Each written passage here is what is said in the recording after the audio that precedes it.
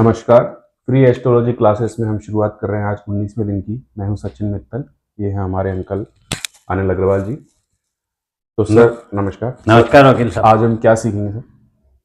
देखो, सबसे पहले कुंडली अध्ययन करना सीखें या हम अपने जीवन को कैसे जीना है इसके बारे में जानें। उससे पहले जो जीवन के कुछ सिद्धांत है उसको यदि हम समझ लेते हैं तो हमारे जीवन को कुंडली अध्ययन में भी और जीवन को जीने में दोनों में बहुत मार्ग प्रशस्त होगा, हमें सही दिशा मिलेगी। तो पहले आज हम उन सिद्धांतों को समझने का प्रयत्न कर रहे हैं जो इस सृष्टि के संचालन के लिए अत्यावश्यक है। तो हम सभी जानते हैं कि पृथ्वी जो है वो एक गुरुत्वाकर्षण शक्ति के कारण पृथ्वी पर जीवन है। तो गुरुत्वाकर्षण का यदि हम संधि विच्छेद करें तो गुरु का तत्व, उसके द्वारा किया गया आकर्षण। पृथ्वी पर प्रत्येक वस्तु किसी न किसी आकर्षण के कारण जुड़ी हुई है, जिसे हम स्वार्थ कहते हैं, जिसे हम लेना और देना कहते हैं। आप उसको किसी भी परिभाषा से परिभाषित कर सकते हैं। आकर्षण जब तक नहीं होगा तब तक जीवन नहीं होगा, विचार नहीं होंगे, कर्म नहीं होगा। तो प्रकृति ये कहती है कि आकर्षण क्या है? आकर्षण है गुरु तत्व, अर्थात गुरु तत्व के बिना जीवन नहीं है पृथ्वी पर। तो अब गुरु तत्व क्या है? गुरु तत्व है वह विशेष योग्यता जो किसी क्षेत्र के लिए महत्वपूर्ण है। एक बीज यदि जमीन में जाता है तो वह पौधा बनता है। एक बीमारी के लिए डॉक्टर चाहिए, न्याय के लिए वकील चाहिए, शिक्षा के लिए अध्यापक चाहिए, ज्ञान के लिए गुरु चाहिए। तो भिन्न भिन्न क्षेत्र हैं, उसी को गुरु तत्व कहते हैं। गुरु यानी जिसको विशेषता हो, जिसके पास, और तत्व ज्ञान हो, विशेषता किसी भी क्षेत्र की, और तत्व जिस क्षेत्र की हो उसको तत्व कहते हैं। तो व्यापारी है, सेवक है, स्वामी है, शिक्षक है, शिष्य है, कोई भी है, सबके पास कुछ ना कुछ जरूर है। बिना गुरु तत्व के कोई भी व्यक्ति इस पृथ्वी पर नहीं है। जब प्रत्येक व्यक्ति के पास कुछ विशेष योग्यता है तो हम यदि अपनी योग्यता को जान ले, जीवन जीते हैं योग्यता को जानकर, तो निश्चित रूप से फिर हमें सफलता भी प्राप्त होती है। मुझे किस क्षेत्र में ईश्वर ने देकर के कुछ भेजा है, कौन सी मेरे पास विशेष योग्यता है, मैं स्वामी बन सकता हूं या सेवक बन सकता हूं, मैं अध्यापक बन सकता हूं या शिष्य बन सकता हूं। तो जो योग्यता मुझे देख करके भेजा गया है पृथ्वी पर, यदि मैं उसे जान लेता हूं तो मैं अपने जीवन को बहुत सफलतापूर्वक जी सकता हूं। प्रकृति का दूसरा जो सिद्धांत है, तो वो योग्यता कुंडली से कैसे जानी जाएगी? हाँ, कुंडली का अध्ययन करने से पहले हमें यह समझना है कि हमारे पास कोई योग्यता है।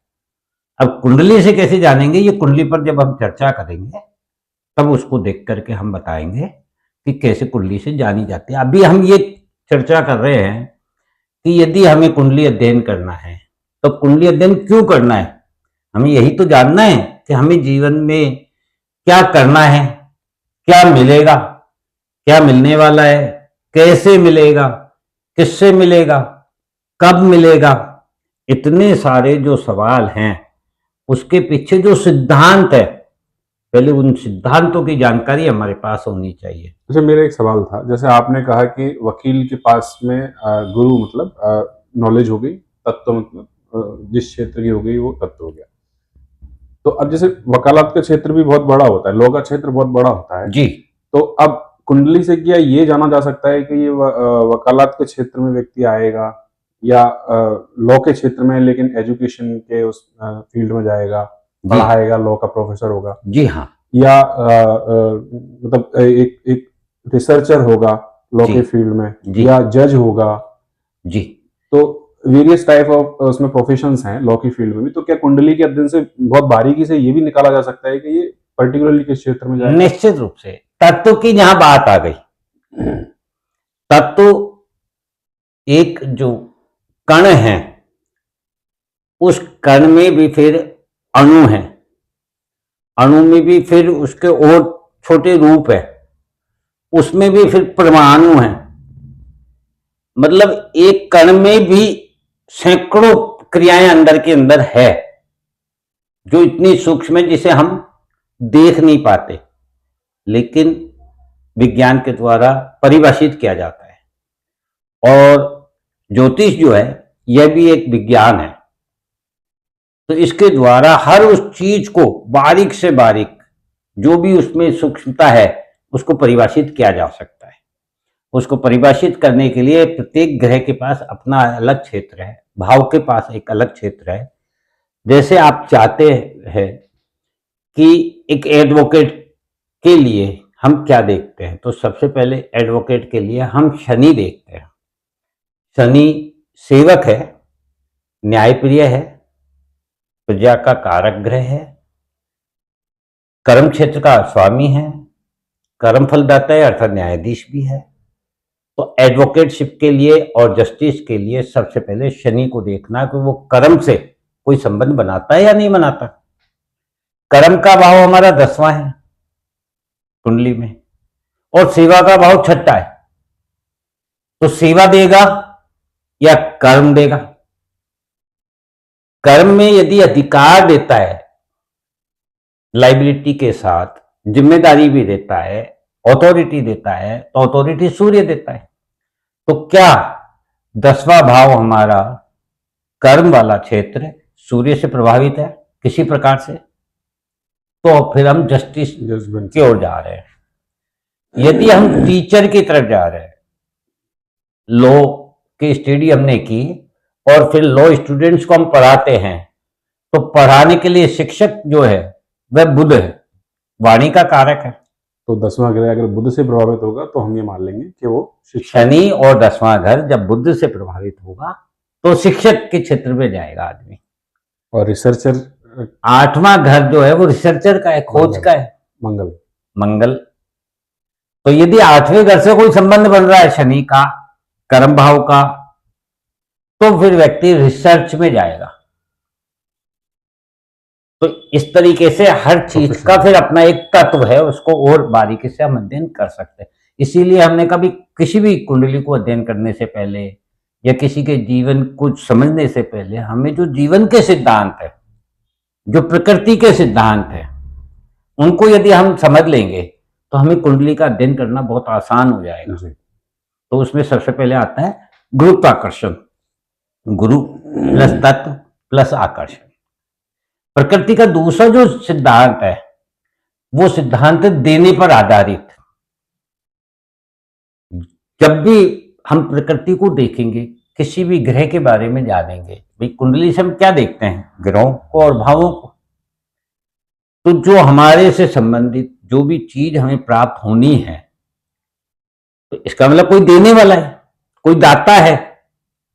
यानी प्रकृति किस पर निर्भर है, देने पर। तो जो प्रकृति का महत्वपूर्ण सिद्धांत है देने का, तो जो भी हम देंगे, निश्चित रूप से हम भी कुछ देने के लिए आए हैं प्रकृति को, तो जो हम देंगे वही हमें लौटाएगी, वो हमें लौटाएगी। लेकिन वो हम देंगे कब, जब हमें इस बात की जानकारी हो कि मैं दे क्या सकता हूं। मेरे पास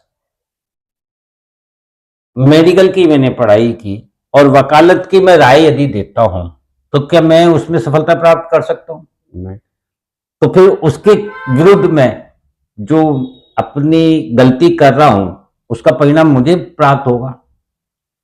तो मुझे क्या करना है, मुझे इस बात की भी जानकारी होनी चाहिए कि मैं क्या दे सकता हूं। किसी के पास पैसा है तो वो पैसा लगा सकता है, व्यापार कर सकता है, फैक्ट्री खोल सकता है, लोगों को रोजगार दे सकता है, लेकिन किसी के पास मेहनत करने का, श्रम करने का शरीर है तो वो सेवा दे सकता है। अब श्रम करने वाला जो शरीर है, वो यदि ये चाहे कि मैं मालिक बनूं, तो क्या वो फैक्ट्री को चला सकता है? क्योंकि उसके पास वो ज्ञान ही नहीं होगा, वो बुद्धि नहीं होगी, पैसा नहीं होगा।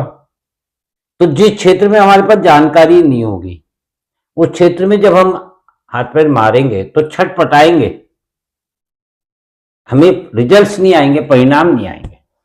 तो हमें यह भी समझना होगा कि हम क्या दे सकते हैं, हम हमारे पास क्या जमा है जो हम पूर्व जन्म से लेकर के आए। इसी प्रकार से जो देते हैं वो बढ़ता है, ये प्रकृति का सिद्धांत है। आप देते जाओ, वो बढ़ता जाएगा। उसको आप किसी भी रूप में देख सकते हो, ज्ञान के रूप में देख सकते हो, सेवा के रूप में देख सकते हो, सम्मान के रूप में। आप सम्मान दो किसी को, आपका सम्मान बढ़ता जाएगा। आप किसी को ज्ञान दो, आपका स्वयं का ज्ञान बढ़ता जाएगा। तो जो आपके पास है आप वो दे सकते हो, और वह देने से बढ़ता है, कम नहीं होता है। ये भी प्रकृति का एक सिद्धांत है। इसी प्रकार से जो प्रकृति का तीसरा सिद्धांत है वो है कि प्रारब्ध, वर्तमान और भविष्य, ये तीनों एक दूसरे पर निर्भर है। यदि प्रारब्ध नहीं होता तो वर्तमान नहीं हो सकता था, और यदि वर्तमान है तो भविष्य निश्चित रूप से है। वर्तमान है तो फिर भविष्य निश्चित रूप से है। तो ये तीनों एक दूसरे पर निर्भर है। प्रारब्ध था तो वर्तमान है, वर्तमान है तो भविष्य होगा ही होगा। जैसे कि मान लो हमने 1 वर्ष तक किसी क्लास की शिक्षा प्राप्त की, तो वो हमारा प्रारब्ध हो गया वर्तमान समय के लिए, और वर्तमान में उसके हमारी एग्जाम से परीक्षा है, तो ये वर्तमान हो गया परीक्षा। अब परीक्षा का जो रिजल्ट आएगा वो हमारा भविष्य है। तो प्रारब्ध से वर्तमान जुड़ा, वर्तमान से भविष्य निर्माण होगा। ये एक सिद्धांत है। तो हमें जब भी जीवन में कुछ करना है, उसका ये ध्यान रखना होगा कि भविष्य इसी पर ही निर्भर है, और जो कर रहे हैं ये प्रारब्ध से हम लेकर के आए हैं या नहीं आए, हम कहीं गलत दिशा में तो नहीं जा रहे हैं। ये इस तरीके से तीसरा सिद्धांत है। एक चतुर्थ सिद्धांत ये है कि हमारे जन्म से पहले जो अभी जन्म के समय हमें रिश्ते प्राप्त है, परिवार के हों, समाज के हों, शिक्षा के हों, व्यापार के हों, सेवा के हों, जो भी है, ये जन्म से पहले ना कोई रिश्ता था, ना जन्म के बाद कोई रिश्ता होगा।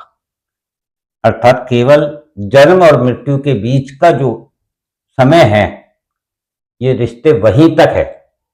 जन्म से शुरू होते हैं और मृत्यु पर समाप्त हो जाते हैं।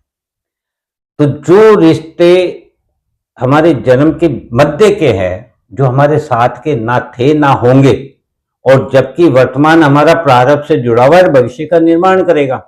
इसका मतलब रिश्तों का हमारे अपने प्रकृति के नियम में, सिद्धांत में कोई भी स्थान नहीं है, क्योंकि उन रिश्तों का ना तो कोई प्रारब्ध हुआ और ना कोई भविष्य होगा।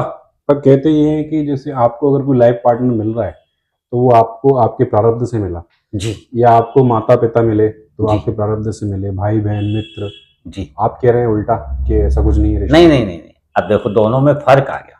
हम्म, आपको माता पिता मिले, आप ये कह रहे हैं, और वो प्रारब्ध से मिले। मैं ये कह रहा हूं कि वो माता पिता पूर्व जन्म में माता पिता नहीं थे। अब वो तो नहीं थे। आपकी संतान हो सकती है, आपके पूर्वज हो सकते हैं, आपके द्वारा किसी भी कर्म, किसी भी बंधन से जुड़े हो सकते हैं। आप माता पिता को इस जन्म में चुकाएंगे, मतलब सेवा करेंगे, या माता पिता का हरण करेंगे, उनका कमाया हुआ धन व्यय करेंगे, उनके सम्मान का व्यय करेंगे, उनकी सेवा का व्यय। कौन जानता है आप लेने आए हैं कि देने आए हैं? मैं ये बता रहा हूं कि जो रिश्ते हैं प्रारब्ध से वर्तमान है, अर्थात माता पिता हैं, प्रारब्ध से हैं, किंतु वह रिश्ता माता पिता का नहीं था और ना होगा। इट मीन्स कर्म का फल है, बंधन कुछ भी रहो, क्योंकि बिना प्रारब्ध के वर्तमान नहीं है, तो निश्चित रूप से कोई ना कोई संबंध है, मगर वो रिश्ता जिसको हम मान रहे हैं वो रिश्ता न था न होगा, ऐसा गीता कहती है। भगवान कृष्ण ने अर्जुन को कहा है कि जिसे आप भीष्म पितामह कह रहे हैं, ये आपके पूर्व जन्म में ना पिता थे, ना भीष्म पितामह थे, और ना ही आप इनके भाई के संतान थे, और ना भविष्य में ऐसा कुछ होगा। तो इस सिद्धांत को भी हमें समझना होगा कि जो भी रिश्ता है वर्तमान समय में, उसको उसी सीमा तक हम बंधन में रहें। जब हम उसको और आगे भविष्य के बंधनों में ले लेते हैं कि इसकी जिम्मेदारी मेरी है, या इसके लिए ये करना मेरा धर्म है, मेरा कर्म है, मेरा प्रारब्ध है, जितना मतलब हम आगे बढ़ते चले जाते हैं उन बंधनों में, उस मोहवश हम अपने धर्म को भूलते जाते हैं और अपराध की ओर बढ़ते जाते हैं। इसलिए मैं आपको ये बता रहा हूं कि कोई भी रिश्ता न जन्म से पहले था न मृत्यु के बाद होगा। आपने अपने जीवन में भी देखा हो तो मृत्यु के बाद घर में के सदस्य हमेशा जो वर्ड यूज करते हैं वो कहते हैं भाई डेड बॉडी को बिस्तर से उतारो, डेड बॉडी को बाहर लाओ, भाई जल्दी से व्यवस्था कराओ। डेड बॉडी आ जाता है मतलब मृत शरीर। तो ये रिश्तों के लिए भी हमको ये सिद्धांत समझना होगा कि हमारी कोई जिम्मेदारी नहीं है, जो भी उसने दी है वह सब हमारे प्रारब्ध से जुड़ी हुई है, और उसको कैसे हम पूर्ण कर सकते हैं ये कुंडली से हम अध्ययन कर सकते हैं।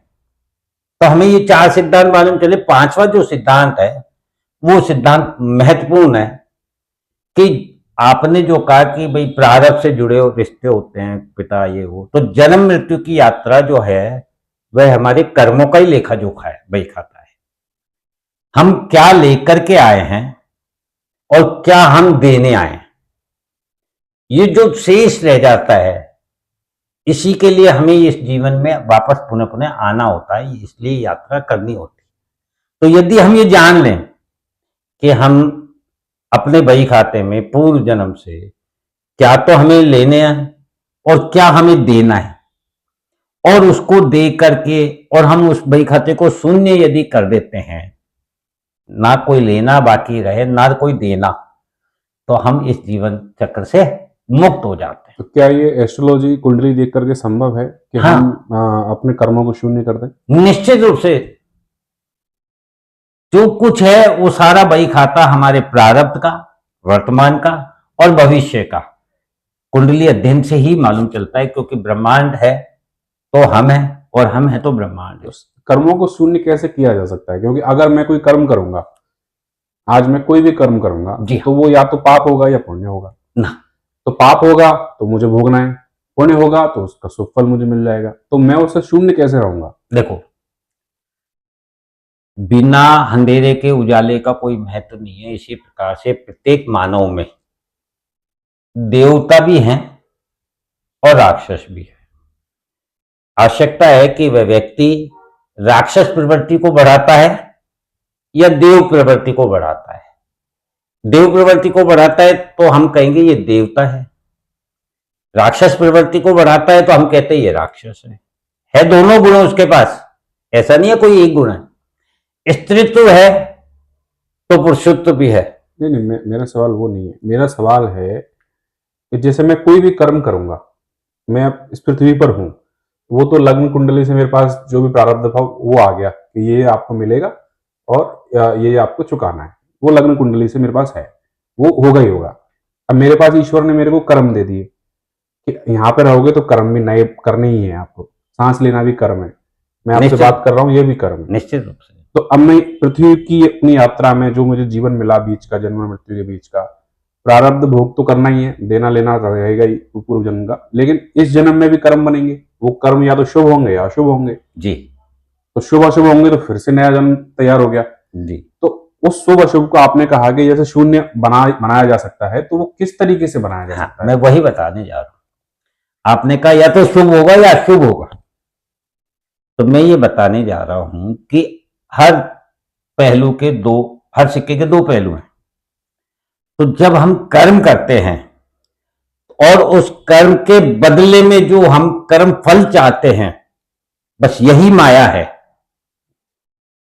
जब हम ये समझ जाते हैं कि जो हम कर्म कर रहे हैं इसके बदले में हमें कुछ नहीं चाहिए, ये सब ईश्वर को समर्पित है, ईश्वर की कृपा से तो जीवन मिला है, ईश्वर की कृपा से हमें ये स्थान, ये समय, ये संपर्क, ये साधन, जो कुछ भी है, ये ईश्वर की कृपा से हमें प्राप्त हुआ है। और हम जो कर रहे हैं ये ईश्वर को समर्पित करके कर रहे हैं। ईश्वर से शुरू हुए, ईश्वर को समर्पित कर रहे हैं। तो हमारा कोई कर्म हुआ नहीं हुआ, तो हम शून्य में गए। सब कुछ तेरा, तुझको और अर्पण। जब हम इस भाव से आ जाते हैं, और अगर कुछ गलती हो जाती है तो वो ईश्वर की है। अच्छा, और जानबूझ के होगी तो वो हमारी है। स्वार्थ के बिना जीवन नहीं है, और जहां स्वार्थ आ गया वहां बंधन है। ठीक है, तो आपका कहना है अगर कर्मों से शून्य होना है तो आप सारे कर्म फलों का त्याग कर दो, कर्म फलों को ईश्वर को दे दो, तो ईश्वर ही जब सारे कर्मों का आपने त्याग ही कर दिया, फलों का त्याग कर दिया, तो आपको कुछ भोगने के लिए तो आना ही नहीं है। यस, सब कर्म फल आपने ईश्वर को ही त्याग दिए, तो अब ईश्वर में ही विलीन होना है। वैसे भी हमारा अधिकार कर्म पर है, कर्म फल पर नहीं है। तो शॉर्ट में उसको समझा जाए तो कर्म फल का त्याग, जो भगवान कृष्ण ने गीता में कहा है कि सिर्फ कर्ता बन करके, ईश्वर का एक सारथी बन करके, ईश्वर का एक मतलब बंदा कह लो, या ईश्वर का दास बन करके अपना कर्म, जो निश्चित कर्म है, रोजमर्रा का जो काम है वो करते रहो, वो करने हैं, और पाप कर्म से बचना है, और कर्म फलों का त्याग कर दो कि तेरे हाथ में है, जो कुछ करना है वो आप करो। तो हम इस कर्म बंधन से भी मुक्त हो जाएंगे, जो कुंडली निश्चित रूप से। बस यही एक मार्ग है। आज हमारे पास कोई भी बंधन है तो उसका कारण यही है, मैं, अहंकार ही हमारा बंधन है, और इसी के कारण हमें बार बार जन्म लेना होता है। भगवान राम ने लक्ष्मण जी को भी यही कहा था, जब मृतशैया पे रावण थे, तो बोले ये बहुत ज्ञानी ब्राह्मण और शास्त्रों के ज्ञाता हैं, आप जाओ और इनसे ज्ञान प्राप्त करके आओ। तो जब लक्ष्मण जी गए और उनके सिर के पास खड़े होकर के उनसे कहने लगे कि भ्राता श्री राम ने कहा है कि आप बहुत ज्ञानी हैं और आपसे ज्ञान प्राप्त करूं, तो वो कुछ भी नहीं कहते हैं। तो जब वो कुछ भी नहीं कहते हैं तो लक्ष्मण जी भगवान राम के पास जाते हैं और कहते हैं कि भाई क्या हुआ? तो बोले वो तो कुछ बोले ही नहीं। तो बोले ज्ञान हमेशा चरणों में स्थान प्राप्त करके प्राप्त किया जाता है, सिर पर बैठकर कभी ज्ञान प्राप्त नहीं किया जाता है। तो हमारे जो भी चीज है वो जब तक हमारे सर पर छड़ी रहेगी, चाहे फिर वो ज्ञान हो, धन हो, रिश्ते हो, ताकत हो, ऊर्जा हो, कुछ भी, तब तक उसका हमारे जीवन पे विपरीत प्रभाव आएगा। और जब हम इस पूरी सृष्टि की इन ऊर्जाओं को अपने चरणों की तरफ रखेंगे तो फिर हमें ज्ञान की प्राप्ति होगी, वो ज्ञान ही मुक्ति है। इसी प्रकार से भगवान राम ने भी बताया माता को कि मां, मैंने रावण का वध नहीं किया है, रावण की मैंने, हैम, अभिमान ने उसका वध किया है। ठीक है सर, थैंक यू। तो ये जीवन है। तो ये सिद्धांत यदि हम सीख लेंगे तो अब हम जब कुंडली का अध्ययन करना शुरू करेंगे, एक उदाहरण स्वरूप लेंगे और उसको समझने का प्रयत्न। कितने दिन बाद अगर हम कुंडली सीखेंगे?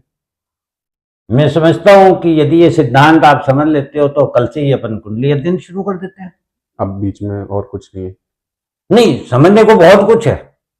ये अथाह सागर है, कई जन्म ले लो तब भी इसको पूरा अध्ययन करना मुश्किल है, क्योंकि ब्रह्मांड अथाह है। छोटा छोटा अपन एक मानव की हैसियत से अपने जीवन को साधारण सा कैसे जी सकते हैं, वो अध्ययन हम कर पा रहे हैं। क्योंकि इसमें तो अभी आपके नक्षत्र हैं, एक एक घर में एक एक नक्षत्र के फिर 4-4 अंश हैं, यानी एक भाव में 9 अंश आते हैं, 2.25 नक्षत्र आते हैं, कुल 27 नक्षत्र है। एक एक भाव के पास 33 डिग्रियां हैं। तो मुझे लगता है पहले हमें उन्हें समझना चाहिए कुंडली अध्ययन से पहले। नक्षत्रों को आम आदमी देखो नहीं समझ सकता है, क्योंकि नक्षत्रों के स्वामी भी ग्रही हैं। तो जब नक्षत्रों के स्वामी भी ग्रही हैं तो हम ग्रहों को तो समझ लिया, तो हम मोटा मोटा तो ग्रहों से समझ सकते हैं। बहुत बारीकी में जब जाके अध्ययन करना हो तो फिर आपको नक्षत्र तक जाना होता है। तो फिर उनको हम बाद में सीख लेंगे। हाँ, बिगिनर्स के लिए ये बता देते हैं कुंडली किस तरीके से देखनी है। हाँ, एक आम आदमी अपने बहुत साधारण से तरीके से अपने जीवन में जो हमने चर्चाएं की कि कैसे वो अपनी कुंडली का अध्ययन करके ये देख सकता है मेरे रिश्ते कैसे हैं, मेरे पास धन कैसा है, मेरे पास नौकरी सेवा व्यापार कैसा है, मैं क्यों आया हूं, मुझे क्या करना है, किस प्रकार से करना चाहिए और कैसे जीवन को सफल बनाना चाहिए। तो ये छोटा छोटा जो मेन मेन क्वेश्चंस हमारे जीवन में लगे रहते हैं, शादी कब होगी, बच्चे कब होंगे, बच्चों का भविष्य कैसा होगा, मेरा भविष्य कैसा, तो वो हम आसानी से देख सकते हैं। तो जो आम आदमियों के सवाल हैं पहले हम वो शुरू कर देते हैं, उसको अपन थोड़ा बहुत समझा करके 12 भावों से और 9 ग्रहों से देखना सिखा देते हैं। एक बार 10 5 15 दिन महीना लगेगा इसके बाद फिर हम उसको डिटेल में ले। जब तक व्यक्ति आम आदमी जो है कुंडली को समझेगा ही नहीं, वो डीप में जा नहीं सकता, गहराई में जा नहीं सकता। ठीक है सर, जैसा आपको उचित लगे। तो इसलिए पहले हम एक बार कुंडली का शुरू करते हैं। तो कल से हम कुंडली का अध्ययन निश्चित रूप से। Thank you so much. जय हिंद, जय भारत।